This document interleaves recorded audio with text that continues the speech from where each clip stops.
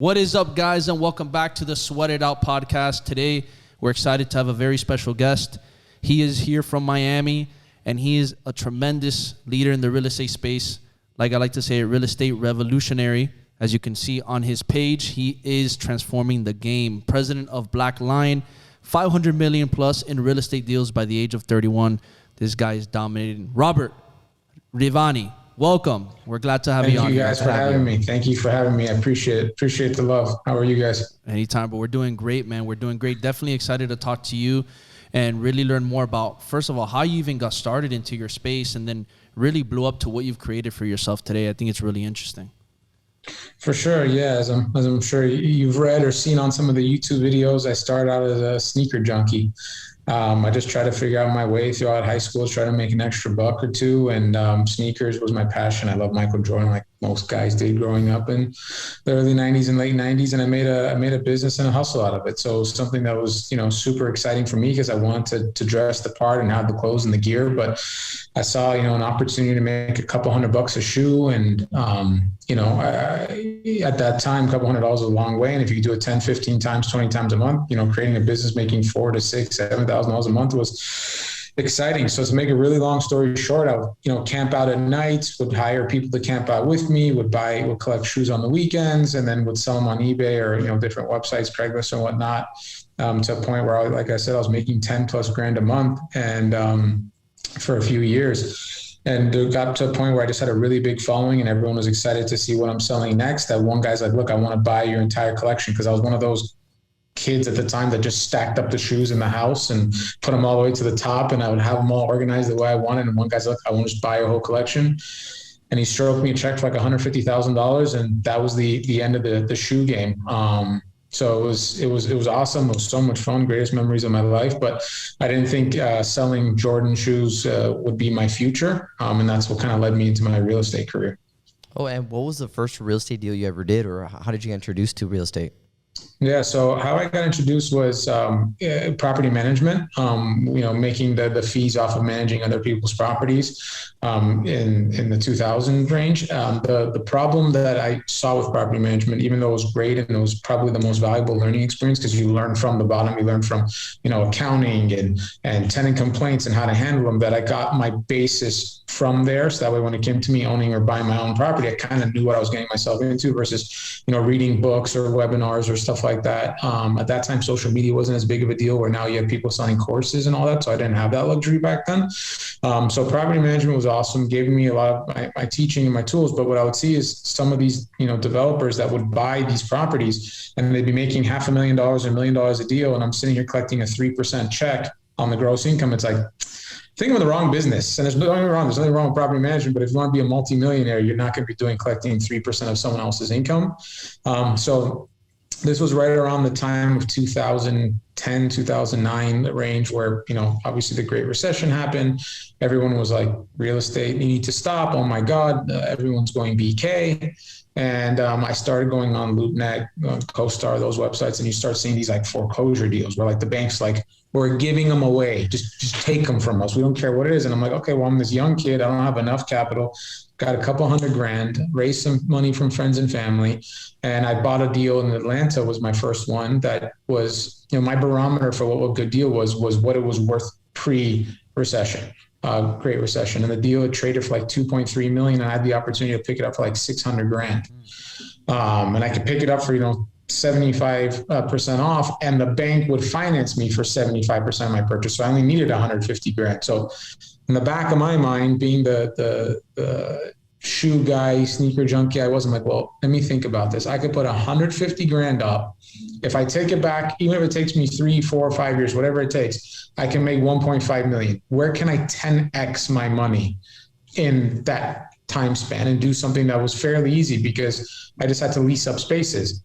And for me, hustling came like second nature. I would go knock on people's doors and be like, oh, I have empty spaces for these. Are you interested? And I'll just keep pounding the pavement until I finally found a tenant. And I actually filled up the space the first like 6 months, and I flipped that property within a couple of years for like 2.2 million. So I got to the target that I wanted to. And then the rest was history. I mean, making $1.5 million when you're in your own 20s, it's like every other business or idea or college education just like disappeared. And I was like, okay, time to get into real estate development, and the rest was history from there. So where do you see, because you've been in the game for a while, and there's a lot of stuff going on in the current market, interest rates are going up, a lot of fears of what's going to happen tomorrow. And since you've been through the recession, you've seen what's happened in the marketplace, where do you see, I guess, what in your opinion, where do you see like the next deals or the best deals coming up in the marketplace? It's a great question. I never get fearful over interest rates, actually, or interest rate rises or certain kind of global headwinds or local micro or macroeconomic headwinds. And the reason being is you want volatility in the market. If everyone's making money and everyone's happy and hunky-dory, then where's your opportunity going to come from, right? Like for a first-time investor, if they were to come to me and say, well, I want to invest in Miami, it's hot. And I say to them, it's like, well, you and everybody else. If everybody else is trying to chase the same thing, then the opportunity is not going to be there. Go to the markets that have not been able to rebound as well from COVID. Like, New York's going to be hot because there's a lot of money there. Miami, LA, it's always going to be hot. But markets like Chicago that got hit a little bit, the Midwest, Milwaukee, those are the markets that I first bought into. Atlanta, I didn't go to the primary markets from the start because you have a lot of competition. So I'd rather be a little bit bigger of a fish in a smaller pond than just be a small fish where everybody's trying to compete. But again, for me, being the value add developer that I am, volatility in the market's a positive for me. I bought more deals. I think we closed between when COVID started to COVID ended about 260 million in deals, while everybody else was fearful. So for me, I like volatility. It works to my benefit, to be honest. Robert, let me ask you, because you also said, you started in other markets besides, just starting here. You also get advice from other people. Oh, start where you live, or start where you know best. You did the opposite. You started somewhere else, right? You live here in Miami. You started in other markets. How do you go about that, or how do you give that advice to other people who might have been hearing the other advice? Like, what's the roadmap for that? Yeah, so I would say, look, location to me is important in the sense that you need to understand the market that you're in. This is something that's talked about all the time about, like what you mentioned, buy a property that you could see it, touch it, feel it, and it's in your neighborhood, in your backyard, right? The problem I had was my backyard was West Los Angeles. You've got every single millionaire and their mother that's a real estate developer here or wants to buy and flip deals. So that didn't really leave much an opportunity for me. But what I learned, at a young age is no matter whether you're in, Wisconsin or Georgia or any city or state in the United States, people need to eat, people need to shop, people need gas, people need convenience. They still need the same thing. So whether you're on a busy road in West Hollywood or you're on a busy road in Milwaukee, the fundamentals of real estate are still the same. You still need to make sure your demographics are there. You have population growth, your CBD, your cars per day in an intersection are strong. That way businesses can benefit off that. So once I got my feet wet and understood what a local market needed for a shopping center to be successful, that I kind of just played that off in every single market. So I own properties in 16 states at one point. I just bought a $50 million deal, and I probably shouldn't be admitting this. I didn't even go to the property. That was in New Jersey. I didn't even step foot on it prior to buying it because between Google Earth, drone images, understanding tenancies, seeing gross sales of tenants, you kind of get a general understanding, tenant interviews of what that product or project's like and what value I need to bring into this particular property in order for it to appreciate in value. And that's pretty much, I don't want to say always the same thing, but typically has the same base fundamentals that regardless of the location, that still need to be incorporated. I love that. And there's something there that you sparked an idea. So let's say somebody's going to go new into the commercial space and they want to buy, a shopping center. What it would be, I guess, and maybe an overall philosophy for investing. When you're going after commercial space, are you looking for like a value add, like a place that's not doing so well, underperforming? Are you looking for something that has already strong anchor tenants? Are you looking for Class A construction? Like, what is like the framework that you're working off of? Yeah, so for me, at least in the beginning of my career, which is now kind of splintered into three different aspects. Originally was I want to try to find out the property that has the most amount of upside. And the most amount of upside typically comes when the property's beat up, needs a remodel, doesn't have tenants in there. So that way you can create that cash flow. So when you sell it, an investor will buy a cash flow operating property. It's not like a single tenant home that you can just fix it up and then you can just sell it based upon comps in the area. People typically, when you exit a commercial property, is based upon a cap rate or cash flow exit. So the biggest value for me was you have to find a property where you can create that cash flow, that recurring revenue for someone to buy it from you. So that's the number one thing that I would focus on. But more importantly, for any person that wants to go into real estate from the get-go is knowledge, man. Like that's the most important thing, because there's so many times where people think that just because I did residential, I can automatically jump into commercial, and you can't. They're similar, but they're two completely different worlds. Like typically a buyer for a residential unit's not going to get a phase one and be worried that a gas station had, contamination leaking from across the street that affected the soil of this property. That's just not something you think of. So, when I talk to a lot of first-time people buying stuff and wanting to get into commercial, I'm like, don't just look at the returns. Don't get excited that you saw something on the Real Deal or someone hyped their returns and the profit that they made, but actually go and learn the fundamentals or what the differences are between the two. So that way, when you buy something, you're not stepping into a monumental mistake because you just didn't know what you didn't know. 100%. And I think that especially people who are looking to transition from residential to commercial, it's a shock because everything's so cookie cutter in the residential side. It's pretty simple, straightforward. In commercial, there's a lot of things that go into play. Like you said, demographics. So much complexities. It's crazy. It's what a difference it is. Even zoning, regulation, all those things play into your investment that, they might look good today, but tomorrow you didn't know this regulation was passing, going to go through the commissioner's or the mayor's office, gets approved, and that's it, your investment's a flop. Yeah. Or like even leases, understanding what the leases you're getting into on a property then you're inheriting. Like, some people are like, oh, well, these tenants are all paying their great cash flow, but what if a tenant has caps on cams or Prop 13 protection, or they limit their, reimbursements to landlord? That affects your income. That affects your NOI. That affects your sale. And cap rate, when you try to explain cap rate to people, it's like gibberish when it comes to residential. Like, cap rate, isn't it comp per square foot of the neighboring properties? It's like, no, if I have single tenant McDonald's credit versus 4 mom and pops, the cap rate's significantly different, even though the properties are directly adjacent to each other.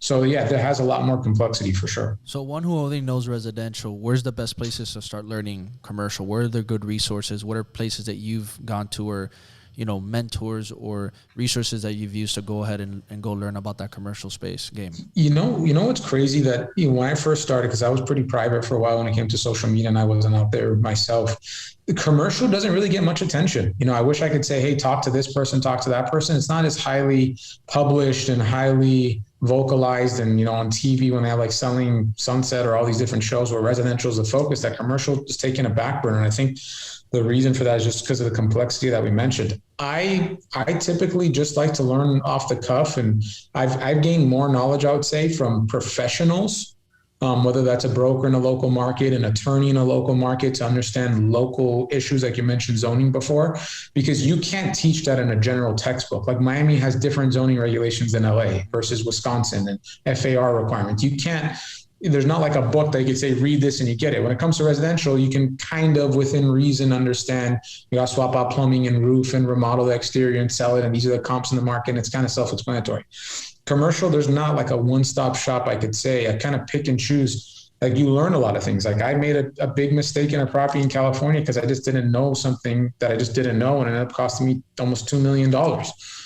So it's just learning and getting professionals that are more knowledgeable about a situation or a property and bringing them on board before you buy something and get that advice and spend that money up front.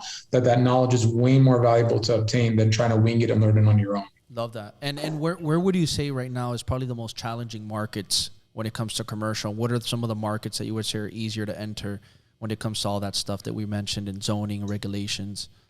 Yeah, I'd say the markets right now that I'm seeing that are taking the most amount of hurt, or the not to dog on certain areas, are the markets that were very restricted during COVID, where they weren't allowed to be open certain hours, where the mandates were there for extra periods of time, when businesses had limited hours of operations, like I mentioned, and also, can only do takeout and to go. Those markets, a lot of the small businesses at the end of the day are the ones that suffer. The national guys, they get hurt for sure. We got billions of dollars backing them. It's the small businesses that got affected by it. And when you're buying your smaller, shopping centers or retail properties for the first time, you're probably going to end up buying a mom and pop oriented property. You're not going to buy one of these big $50 million power centers like I just did. So when you're playing in that $1 to $3 million range, you're usually going after the local neighborhood strip center, which, if I was to go into markets, the Midwest got hit, pretty badly. A lot of the states where you saw the huge outflow of people that came to Miami, that came to Austin, that came to those markets, you would at least for me, not that I'm doing it now, but go and look at the areas that had the most outflows, but still have strong fundamental cores that may come back. A market like Chicago or the suburbs that you'd say, okay, well, it got hit now, but it's still Chicago. It's going to rebound. Or, hey, it's still Manhattan. It's going to rebound because it's just such a prominent market. But finding out those deals in those areas is probably the best thing to do. 100%. And having the right team is the most important thing to having that success, because like you were saying earlier, you don't have that knowledge on all these different locations. And I want to ask this question. So let's say there's someone here who wants to get into real estate and, you know, they really want to get into it. What would be the necessary people on their team that they should have helping them through this process? Or what do you recommend? Yeah. So the team, like you said, is the most important thing, hands down, bar none, that comes to redeveloping properties. There's just, you can't, if you're trying to scale, like I consider myself a tech company in the sense I'm trying to scale. I'm consistently buying more and more. I'm consistently trying to get bigger. And if I try to do everything myself, it's just impossible. The first member of my team that I hired was a legal advisor. And the reason being is because I told myself, okay, well, what are the things that I'm not knowledgeable enough in? Like I get property management, I get income and expense, I get, how to run a property if there's a roof repair. What do I not get? I can't draft a lease. I can't learn local zoning. I can't draft a purchase and sale contract and negotiate with a bank. I need to have someone review loan docs because I'm personally guaranteeing a loan doc. So the first person I hired was a legal team, was a paralegal. And then as the company got bigger, right now I have 2 attorneys on staff with 3 or 4 outside legal counsels, depending upon the certain market. So you need to have your legal team on point. You need to have a property management team if you don't want to outsource the property management. It's hit or miss with property management. I do a blended. I do some properties that are easier to manage in-house, and then the ones that are like these 300, 400,000 square foot power centers that need somebody there almost every day, we outsource that, especially if it's in an out-of-state market. And those, I'd say that the biggest prongs to the team is having your legal team, having your asset management and property management division. I personally love leasing and finding deals and acquisitions and dispositions. So I take the brunt of that. But I'd say those 2 things are the first things you should definitely start out with.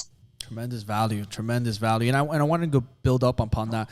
What would you say are the key indicators for you personally that you saw for yourself and for people to look at when they're ready to scale and build a team? What would be those key indicators to tell you, hey, look, it's ready for you to go build your team now. If not, you're not going to be able to scale.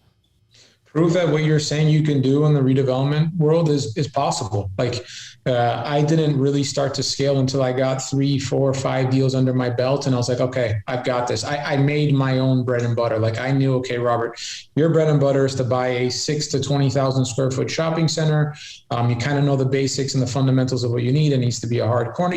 You build that bread and butter model for yourself, whatever you think you'll excel at. And once you've gotten 3, 4, 5 times under your belt and you're confident in it, for me, another big key was not to over leverage, because even though you could have done good on 4 or 5, if you went and over leverage and bought one big new deal, that could end up breaking all the other success that you had. So it was making sure I got those deals under my belt. I'm not, which is a huge, thing going on right now with Grant Cardone. A lot of these Burr method guys have, buy a property, cash flow it, refinance, take all your money out, resell it. Reinvest it. I'm not against it, but I'm not for it. I don't think that's the right way to invest, especially when you're first starting out, because every dollar that you have in a property that's just sitting there and getting cash flow versus building equity is a waste of money in my eyes. So for me, that business plan worked out a lot better. And I only was able to do that because I was confident in my skills that once a property hit its peak, I can move on to the next and move on to the next and move on to the next. Do you feel that there's an opportunity in the commercial space? Because the past 3, well, I don't know about 3, but 2.5 years, the market has been ridiculous with how much the prices are. A lot of people haven't been really chasing, cap. They're looking more for appreciation, because a lot of these, especially here in Miami, you'll see a cap rate that used to be 7, now it's going for like 3. Or, there's so many things are going on here. Do you feel that there's going to be a major correction or possibly a correction that could happen in the commercial space, because exactly what you're saying, they're doing too much of the Burr method. They're not doing their stress test on their portfolio, and it's like a house of cards. At any moment, it's going to fall. Do you feel that something like that could happen at this point? Yeah, I think what's different about now versus 2008, 2009 is a lot of people have made a lot of money in the past 10 years, in the sense that a lot of people are sitting on cash. A lot of people are waiting for those value add plays. I think a lot of people have over leveraged, but the bank regulations are significantly tighter now than they were 10 years ago, 12 years ago. Pretty much a bank, you'd walk in and say, oh, I want to loan on this commercial property. It's not cash flowing. It's not this, that. Here you go. Here's your money. Versus now banks vet the crap out of it. Even myself, who I've gotten hundreds of millions of dollars in loans at this point, bank vets the crap out of me, out of my deal, makes me have interest reserve accounts, make me have, money sitting on the side for, a rainy day. So I think for the sophisticated investors that have been doing this for a while, interest rates are not going to matter much. And make them start losing properties and hand them back. And to dive more into your question about, do I think is a recession looming? I do, but I think each market is different. So would I say a recession's looming in Miami? No. Would I say a recession's looming in the Midwest? Probably. It's more likely than not. But you have such a concentration now of people coming to Miami, spending money in Miami, buying new places, that the tech growth, there's just so much going for it that, do I see a blip and coming down a little bit? Sure, that's always possible. But do I see a 2009, 2010 situation again? No, I don't see that anytime soon. I agree with you. I definitely agree with that statement. Same thing here. It's one of the things me and Bryan have been talking about for a while.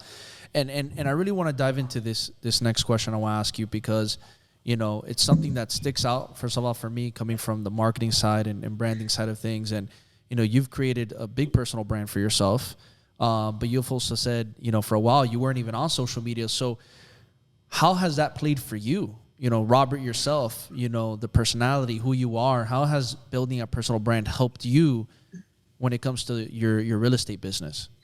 Tremendously, to be honest. I mean, whenever, again, and I always preface the point of what exactly your business plan is. Whenever my business plan was buying properties in the Midwest or Wisconsin or Texas or Kansas, wherever it was, having a social media presence, especially in 2010 and 11, I don't even know what social media platform was that popular. Facebook, I think. Social media wasn't as an important of a thing, versus now you can get out such broad and quick messaging via, Instagram or now TikTok, that I can put a space up for lease and all the brokers follow my Instagram are like, oh, I have a tenant for that. So, there's a property that I just bought, the Continuum ground floor, one of the most iconic properties in South Beach. I leased the property within, I think, 3 days of announcing that I bought it. And it was because of all my connections through social media and people knowing, the stuff I'm doing. And, we did the Delilah deal, and it just starts to build, a hype that, if Robert Rivani or Blackline's developing something, there's a history that it's going to become sexy and trendy. Therefore, on social media, that gains attention. Sexy, trendy, social media usually go hand in hand with one another, especially with these, these important, restaurant brands that everyone's going to. Versus 10 years ago or so, like I said, it wasn't, if I did a local nail salon, who was ever going to care about that? Or what are the odds of me finding a local nail salon in Kansas from my social media in Los Angeles base? It just wasn't viable. But in Miami, where it's so focused on social media and hype and partying and F1 and there's always a different event, it plays a much bigger role. But social media, for example, on my power centers in like Tucson or New Jersey, it's not really going to make that big of a difference. It's exciting to put it up there, sure. But, I'm doing a deal with a couple national chain anchors. These guys don't care about social media. They're not on there. They have their brokers and they're all their way. But when you do deals like with Delilah and some of these hospitality groups, they're paying attention. The hype and the excitement is very valuable when it comes to that stuff. Yeah. It's funny because I see so many people who sometimes just especially I've seen in the real estate space and other spaces where they'll kind of disregard social media. They don't even put too much attention to it. They're like, it's nothing, and I'm not saying, of course, it serves depending the market you're in, but, I see them, they'll spend so much money on all these other things, and then to try to get leads in this, leads and like Zillow, for example. And I'm not saying that those things don't work, but I'm like, man, you can build with those dollars your own personal brand and put it back on you and really build something strong that can last for a long time, that becomes an injector for you. At least those are my thoughts. When it comes to the personal brand, what are some of the biggest things that you've indoctrinated into your business? Like, what are some the things that you would say, hey, this is what is an alignment with my personal brand. This is something these are my rules. These are like my morals, my values. These are the things I set by and live by every single day when I want to showcase this. So let me answer your question in two parts, because I think it's important for people to know, especially for myself. Like if someone was to say to me, Robert, you're buying your first property in Atlanta. Am I better off spending $5,000 a month in social media? Or am I better off spending $5,000 a month and going and hiring a local leasing agent that works for me, that I can know that they're knocking on every single door in a 3-mile radius? Because those are more likely than not the tenants that are going to come to my property via relocation, or they want to sign a new deal. I would say spend the money on that person. Don't spend it on social media. So when it comes to me and my personal brand, when it comes to like Miami deals, for example, what's led to my success, even though it was a bit hard in the beginning, was just, excuse my French, be my fucking self. Yeah. That's the most important thing that, only came with age and maturity. Was for a while I was the suit and the buttoned up shirt and the tie, and I have to act a certain way. If not, I'm not accepted, and I'm not this, and I can't have a beard. It's not professional. It's like this old school mentality where a small group of REITs owned every single property, and you had to live their way or die. That didn't work for me. And that's what I would just tell people, is that if you are really good at what you do, if you believe in yourself, be your fucking self. Don't change that for anybody. Continue your brand value, and people will appreciate it. I mean, what's really important is just don't be disrespectful.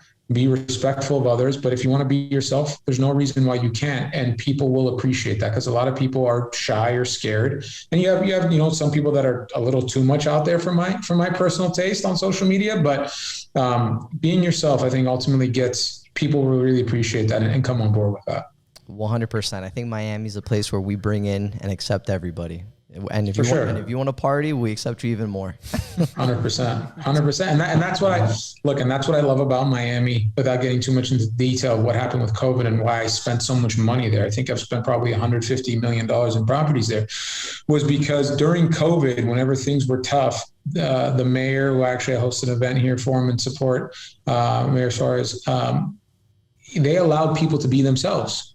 Did COVID suck? Absolutely. It was horrible for all of us. I had COVID myself. It was horrible. But if you wanted the ability to survive and afford to pay for your family and your expenses and continue your business, or you want to come travel, or you want to live somewhat of a normal life, Miami allowed for that, versus other markets and cities, they locked you in your house and you weren't allowed to do anything, and you're a prisoner. And I think that's what led to Miami's success. And that's why I spent so much money and was such an advocate and continue to be an advocate for the market, because of that exact saying, that just be yourself no matter what, within reason, and the city will support you.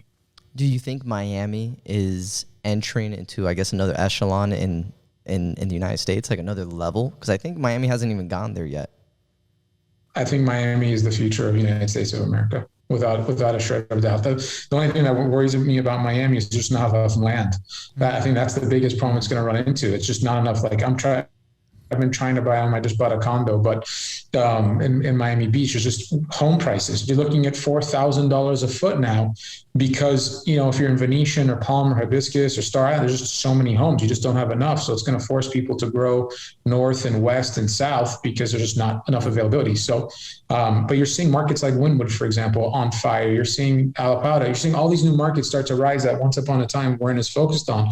And it's just continuing. I mean, look at Brickell. When I first bought in Brickell didn't have any high rise. I mean, I had a few high rises, but after City Center went up, every freaking week you're hearing about another high rise and another building and another. Like, okay, guys, come. So for me, I call Miami the future is the next Manhattan. It's becoming Manhattan. Brickell's becoming Manhattan, and it's having that synergy. And you're having, restaurateurs like at my Kitsuya project. We signed a new tenant that's going to be announced the next couple of weeks that people are going to be astounded by and excited. But you're seeing, all these different restaurants that are coming in. And what people don't appreciate about restaurants enough, and why I got into the business, is, at least for me, being the younger guy that I am, if I go travel somewhere, I want to go somewhere that has sexy restaurants and a vibe. Makes sense. If you go somewhere that doesn't have that, what are you going for? For the younger generation, it's always, do they have good nightclubs? Do they have a good party scene? Do they have a good vibe? And Miami provides all that, and a beach, and no state income tax. How do you beat that? That's true. And once upon a time, rent was cheap. I mean, rent was cheap. Like, you got to remember, in Brickell, you get a 1-bedroom, 2-bedroom for like $2,000, $2,500. Those days are gone now. But you can't beat that anywhere. It's just not possible. At least I don't see it. I don't see anyone beating a beach no taxes, and a great nightlife. Now, Robert, when it comes to, I think it's something that I've heard come up a few times, especially when you're dealing with a lot of people coming over here. What do you think is going to happen with the whole transportation system? You think that's going to scare some people away? You think that's going to actually get solved? You think it's going to hold, things back in the growth of the city? Or do you think it's just going to be one of these things where it's going to figure itself out as it goes? I hate to say it, but look at Manhattan. They've got all the transportation. It's still tough. I think what's going to happen is you're going to see Miami versus once upon a time, Miami was like, okay, well, I can get one side to the town to the other in 20 minutes. And that's exciting, to a lot more centralized of a market. Like if you're in Brickell, unless you're going for a special occasion, you're probably not going to leave Brickell. If you're in Wynwood, you're going to be in Wynwood. If you're in South Beach, you're not going to want to go over the bridge. So I think you're going to see a lot more of that, where people are just going to like, well, the traffic's too bad. Like when I was there for, I think it was Boat Week, I was in south of Fifth. It took me 65 minutes to get to my hotel in Brickell. Like that's in all the years I've been in Miami, 10 years plus now, it would take me 20 minutes, 25 minutes tops. And the problem is like, okay, well, those is Boat Week. Well, one in Miami is there not a freaking event going on now? Every weekend there's something like, so every weekend there's that traffic. And, I think, like I said, it's going to get more centralized, where people are just not going to be traveling across the city as much to go to a different place. And I think that's going to be the focus. But the Bright Line looks great. I actually went into it. Looks awesome. It's fantastic. And I think it's going to make Miami more of a market where people will be like, oh, I'm up north or Orlando. I can come down to Miami for the weekend. So I see Miami just continuing to grow more and more. The transportation, build some roads under the bay, man. that's the only solution. Or they introduced, what was my broker telling me, that they're having those like Uber helicopters that they're trying to roll out in 2027 or 2028, where a helicopter can drop you off in different places. But supposedly there's a place in Orlando. I forget the name of this little city, like above Orlando. I forget the name. It's like they're trying to make it like a little high, like for like a lot of the youth. Supposedly they already have like Uber helicopter transportation. Dubai has it. I'm going to Dubai in a couple of weeks. I'm like, oh, do you want to get transported via helicopter? Uber helicopter, and it's just on an app. You press a button and a helicopter's ready for you at certain locations. So yeah, it's look, it's going to happen at some point. Miami is a sexy market, and there's a lot of nice things going on here. And I agree with that statement that you made, because it is a mission to get out anywhere here. And I think with the stadium that they're building, the one that Beckham's going to build, right, Beckham's building, yeah. Yeah, it's gonna be an animal just to get out of here, go across the block. Yeah, I mean, think about whenever like the Miami Heat game's on, like. Oh, forget about it. Yeah, the biggest problem, I think, the bigger problem is not so much transportation; it's how you get in and out of Brickell. I mean, think about it. You have one bridge. Unless you're going around the freeway, you got one bridge, and then when that bridge goes up, good night. Like, it's the most difficult thing in the world. Like when I stay at Mandarin, usually when I come, and it's in Brickell Key, and if that bridge is up, it will take me to get from Mandarin to like the stadium 30 minutes, 35 minutes. Yeah, and rush hour, forget about it. It just doesn't make sense. So it forces me to be like, okay, I'm just going to stay in Brickell the entire time. I'm going to go eat at all the restaurants in Brickell. Like, forget South Beach. It's a whole different. It's like I always tell my wife, do you want to have a beach experience? Because we're always going to be on the beach, or do you want to have a downtown experience? Choose one. Choose, baby, choose. Yeah. But then you're seeing like new markets like Design District popping up and continuing to expand, and a lot of people going there. So, that's why I bought my condo at the Ritz, because it's, I think it's closer to like 48th, 49th, where if you want to take the bridge across, you can go there quickly. You want to go to South Beach, you can go there quickly. But if you're like south of Fifth neighborhood, it's tough, versus if you're all the way in Brickell, it's tough. So centrally locating yourself is, I think, is probably the best and most convenient way to get through stuff. And let me tell you something. I went to Florida City the other day, and right next to the hood, brand new townhouse is going for over 400 in Florida City, which was insane. Which I was like, what's gonna happen to all the people over here? Because all those people left. A lot of them left Wynwood and went to Florida City. A lot of people I left too from the Grove and have gone to Florida City. I'm just wondering. I'm like, man. I was like, it's just all Miami. It's like everywhere. But that's growth, right? That's unfortunately, as sad as it is to say, developers, the only way they can develop and actually make these, because at least from what I understand from friends, that the margins when you're building these high rises or these apartments, they're not great. They're just purely based on volume. You have to do a big enough of a development for it to make sense. And the only way to do that is going in markets that are heavily depressed. Like Wynwood at once upon a time was, for good or for bad, was heavily depressed. It was homelessness everywhere. It wasn't a great market. So you can go into those markets, buy dirt for pennies on the dollar, and then that allows you to go and redevelop these big high rises. That's why you typically don't see a brand new apartment building in South of Fifth neighborhood because the land's too expensive, or you're not going to build like an 8-story apartment complex in Brickell. You either have to go 100 stories or it just doesn't make sense. And that's the problem as these markets continue to heat up, that developers with the appetite to continue to build in, high growth residential areas are going to find that next market, Little River, Alapata. They're going to continue going north and continue to search that spot, or go south towards South Miami or the Gables. So Coconut Grove, like you mentioned. So that is what's going to lead to, some of those markets that things were once upon a time more cost effective to being exponentially more expensive. And, hitting that on its head.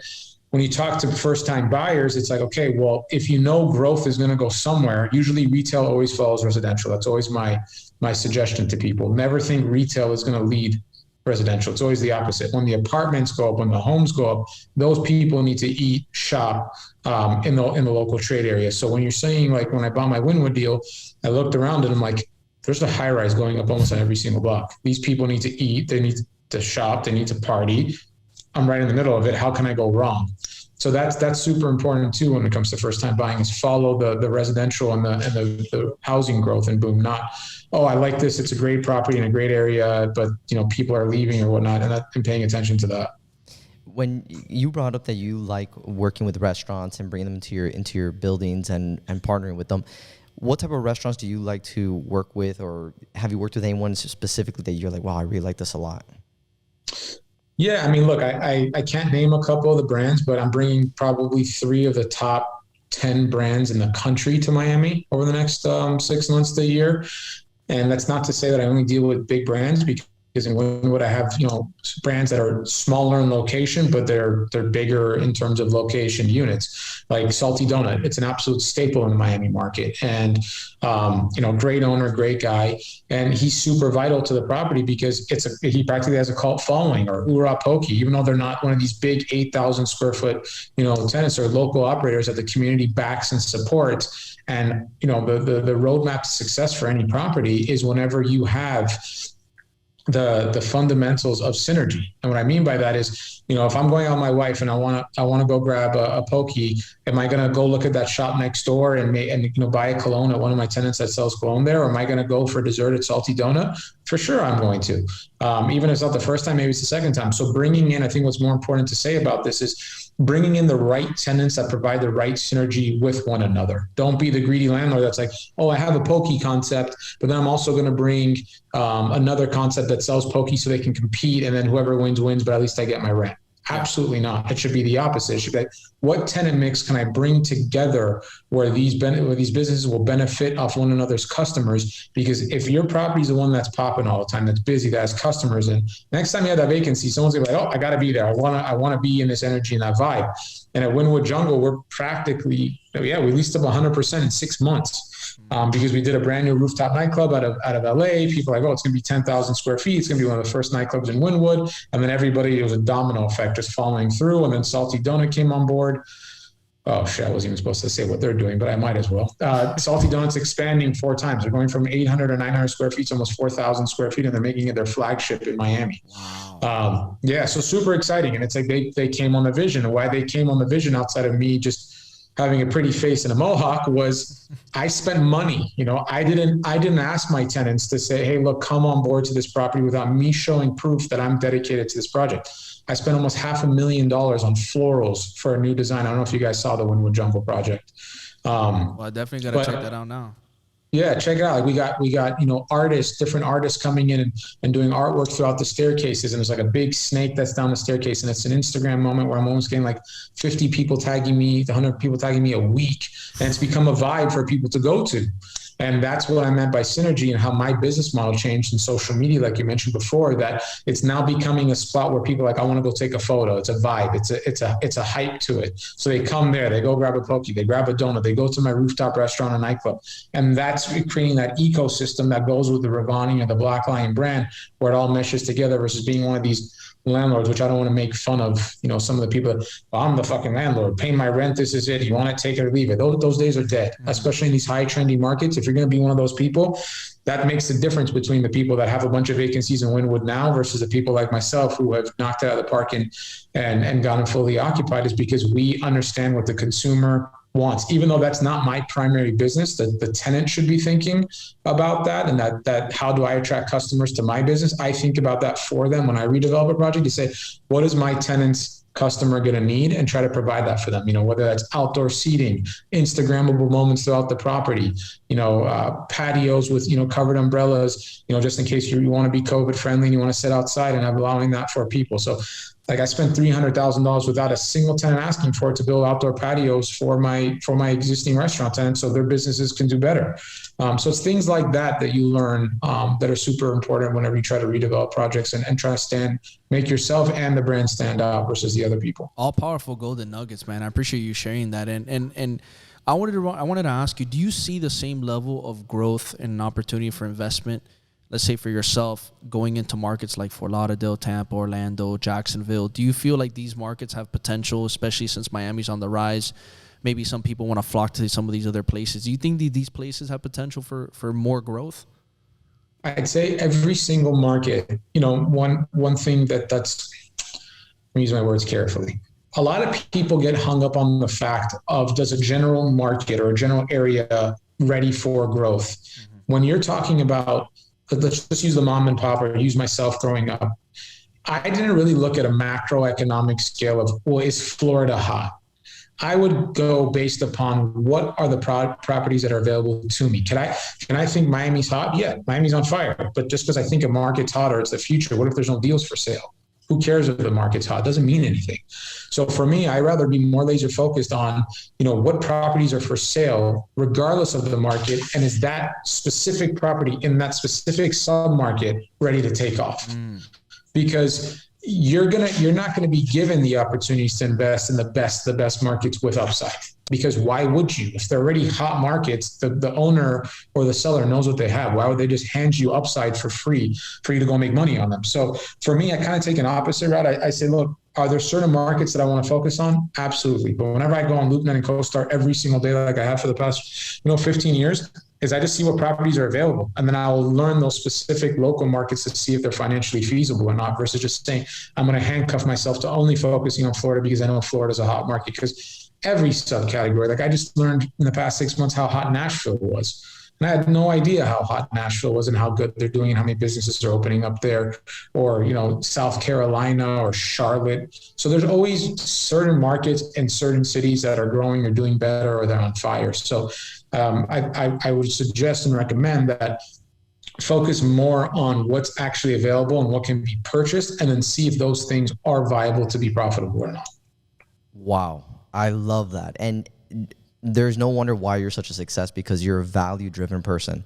The fact that you create an ecosystem for your tenants, for all these people to succeed, it's interesting, because it is true. There are a lot of different companies, a lot of these huge organizations that they just think for themselves. They really don't care. They're not really looking out for their tenants, and they just purchase these places and they put whoever in there, and it's kind of like Machiavelli, the strongest survive.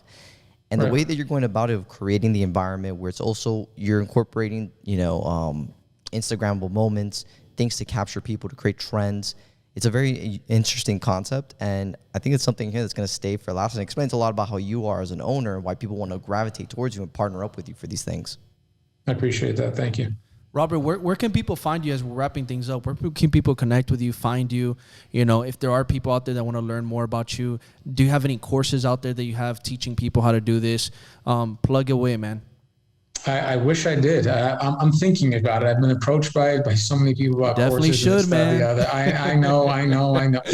Honestly, for me, I don't want to dog on other people that sell courses and whatnot, but I'm so focused into what I do day in and day out, working 10, 12 hours a day in my craft, that if I ever got into the coaching world, I want to be focused and actually be able to, create value, other than just throwing out a book and then saying, well, read it and try to better yourself. So for right now, the focus is for my company is to become the next multi-billion-dollar brand, and potentially raising money and having people be able to invest with me when it comes to these projects and these sexy deals. But to follow, what's going on and getting advice. And I try to be more available on Instagram as much as I can. A lot of people just ask me random questions and I try to slip them an advice or something like that. It would be on my Instagram.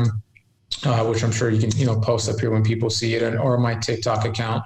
But those are the two main platforms. I mean, look, I wish, even though I have the look and the feel, I wish I'm more engaged and active on social media all the time. But like I said, I'm traveling so much for work and so involved with these projects, so that takes up the majority of my time. But coaching will come soon. Will definitely come soon. We'll be looking for Yeah, it. we'll be looking for that. So where can people find you? Where can they connect? And what would you say is the easiest place as far as like what's the usernames?